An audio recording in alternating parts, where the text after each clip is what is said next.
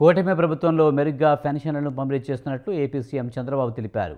ఒక పెన్షన్ ఇవ్వడానికి 2.65 లక్షల మంది వాలంటీర్లను గత ప్రభుత్వంలో పెట్టారని విమర్శించారు. దానికంటే మెరుగ్గా ఇప్పుడు 3 గంటల్లోనే పెన్షన్ ఇస్తున్నామని స్పష్టం చేశారు. సత్యసాయి జిల్లా పెద్దన్నవారిపల్లిలో నిర్వహించిన పేదల సేవలో ఎన్టీఆర్ భరోసా పెన్షన్ల పంపిణీ కార్యక్రమానికి చంద్రబాబు హాజరయ్యారు. ప్రజల సంక్షేమం కోసం పెద్దపీట వేయడంతో పాటు సుపరిపాలన ద్వారా ఏపీని పునర్నిర్మాణం చేస్తున్నామని వ్యాఖ్యానించారు. ఈరోజు మీరు చూస్తున్నారు, ఒకప్పుడు ఆనాటి పాలకులు చెప్పారు పెన్షన్లు ఇవ్వడానికి 2,62,000 మందిని వాలంటీర్లు పెట్టామని, ఒక పెన్షన్ ఇవ్వడానికి. అదే యంత్రాంగం ఈరోజు మీరు చూస్తే నిద్ర లేస్తే మీ ఇంటికి నేరుగా పింఛన్లు వస్తున్నాయా లేదా అని మిమ్మల్ని అడుగుతున్నా.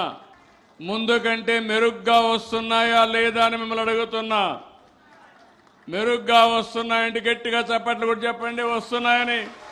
ఈరోజు మొన్న వచ్చినటువంటి మొంతా తుఫాన్ ప్రజల కష్టాలు తెచ్చింది, నష్టాలు తెచ్చింది. కానీ తొలి రోజునే నేను అప్రమత్తం అయ్యాను. ఇంత మునుపు చాలా తుఫాన్లు నేను చూశాను. సమైక్య ఆంధ్రప్రదేశ్లో మీరు చూస్తే 96, 97లో హరికేన్ తుఫాను చూశాం. 2016 ఆ ప్రాంత 15, 16, 15లోనే ఉదుగు తుఫాను చూశాం. తర్వాత తిత్లీ తుఫాను చూశాం. అనేక వరదలు చూశాం, అనేక కరువులు కూడా చూశాం. నేను వస్తానే ఒక 5 పాయింట్ ఫార్ములా పెట్టాను. ముందుగానే అప్రమత్తం చేయడం, ప్రిపేర్ కావడం. మరో విప్లవానికి నాంది పలుకుతున్నా. ఆ విప్లవమే మీరు చూస్తే మొన్నే గూగుల్ విశాఖపట్నానికి వచ్చింది.